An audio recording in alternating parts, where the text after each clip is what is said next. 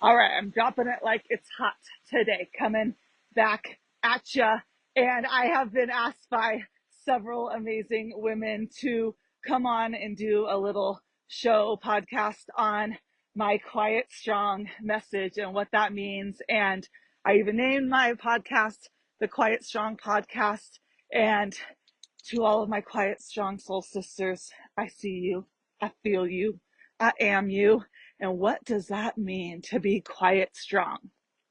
Well, this was a revelation that came to me. And again, this is part of the big, like, spiritual kingdom of health that I talk about.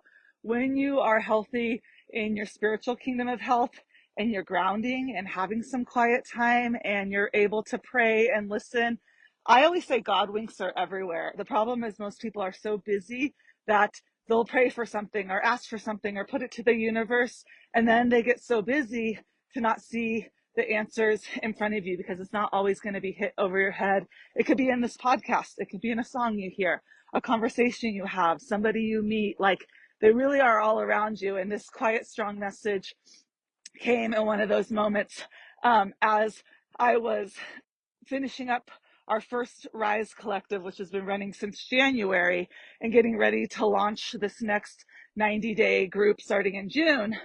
I was looking at this amazing group of women. There were 12 of us. And I was thinking, like, what do we all have in common? We're from different walks of life, different ages, different seasons of life. Some married, some not married, some divorced, some with kids, some without kids.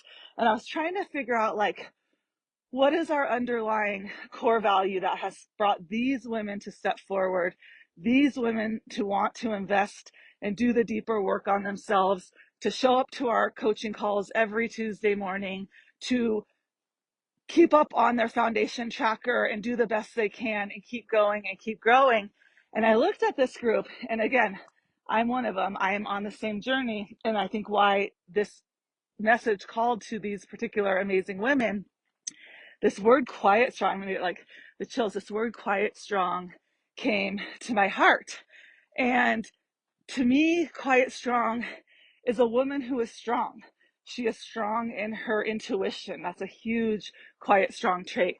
She is strong in her intuition. God has given her this amazing intuition. And if you look back on your life, when you knew something wasn't right, or it felt not right and you kept going through with it, it most likely did not turn out well. And so quiet strong also, so it's someone who's driven, right?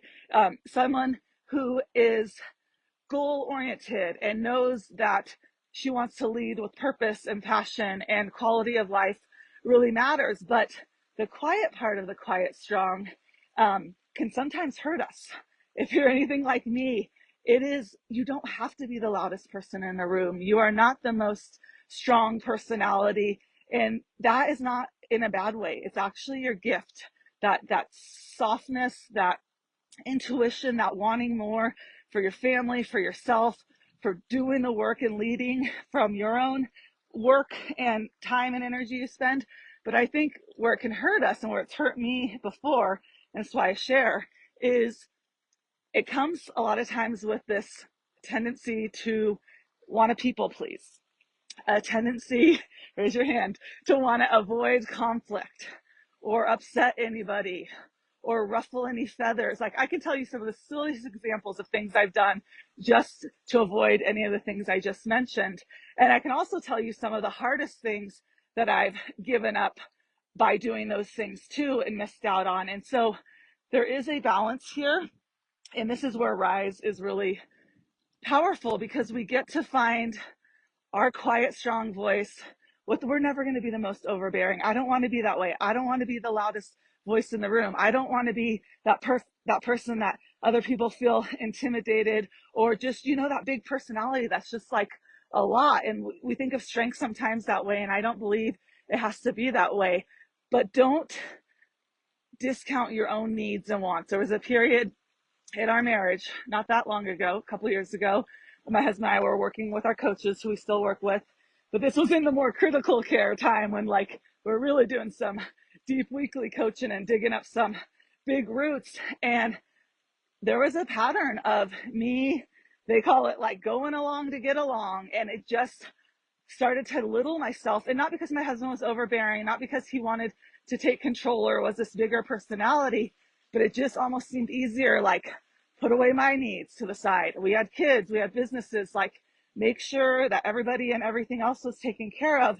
And where it led to was they asked me, I'll never forget, it was March 20, what year are we in right now? 25. So it was March 2023. And they asked, Rochelle, what do you want?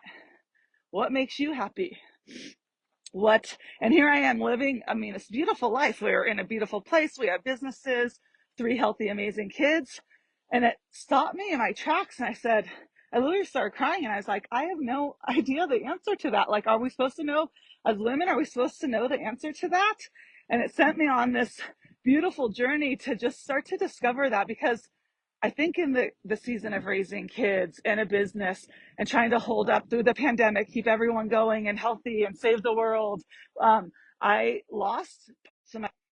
Just little by little, you start to just lose that touch with yourself, and especially raising young kids. And so I think that quiet strong is finding that inner peace and voice within yourself where you have the answer to some of these questions. What makes me happy? What do I want? And you can live it in a way that empowers other people, that brings more power to your purpose. I look at my house now because of my lead on a lot of this, and it wasn't from this, like, you have to do this, and it was from a quiet strong of like, something's got to change and some work's got to be put in. And I want to discover, where am I? Who am I in this season of life? Like, my kids are getting a little older. Like, I didn't want to just settle for, oh, this is just a season of marriage. We're not supposed to be connected and we should be two ships. Like, that's not my story. That's not how I want to live. And I had to do some really deep work to start to discover. And the weight that it lifted, it's going to make me cry, is it is not selfish. I don't know why a part of me at some point thought by speaking up for what those deeper needs and wants and what makes me happy, like, that doesn't make my partner upset. If anything, it brings us closer, because now he can actually be able to connect closer to me. Showing up, chasing, I want my kids. The one thing I want for my kids is for them to chase their passions and purpose and know that they can do whatever they want, and that it's okay for them to stand up for themselves if something doesn't feel right or somebody hurts them, or for goodness sakes, just if you get the wrong order at a restaurant and like you really, there's a kind, quiet, strong way to stand up for yourself and to have power. And it doesn't mean you're going to piss a bunch of people off. And to be truthful, that's not who you are. And if someone does get upset by something you say, you didn't mean it. You know that. Let them. People are going to have bad thoughts about you no matter what, even if you're doing the best you can. That is not in your control. But my quiet, strong sisters, your voice matters too. Your needs, your wants, your depth. And I'm telling you, when you start to do this deeper work and it comes out.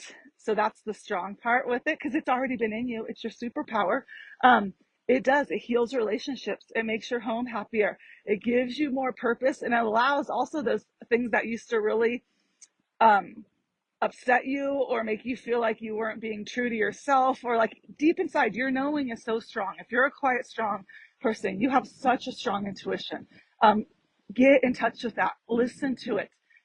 Do where it's guiding you, and I promise it's going to actually improve. This quiet strong isn't so you can go off on some sabbatical for a year and find yourself. It's to like have inner peace in this beautiful life that you live with the people you love, with purpose and things that light you up. And so, to my quiet strong sisters, it is a gift. You are meant for big things. The world needs you. Your family needs you. Your kids need you. Your church needs you, your community, but it starts with making sure you're in tune with that quieter side of yourself, because it can tend to get overpowered by, again, the people pleasing, the avoiding conflict, the not wanting to upset anybody. And to be honest, a lot of that is out of your control. It would happen no matter what. As long as you are at peace with yourself and you love yourself, it's one of the most selfless things you can do. You're empowering. Again, I think about my kids and I'll talk about them often because, they're such a huge part of my world. And my marriage, what has changed and brought us actually a lot closer because, how's anyone supposed to know what you want or what you need if you don't even know it yourself? So I love you all. I hope this message resonates. Hopefully that got out pretty clear, but it is not a weakness. It is your strength. Harness it. Your voice matters, and you are here on purpose for a purpose. And I love you.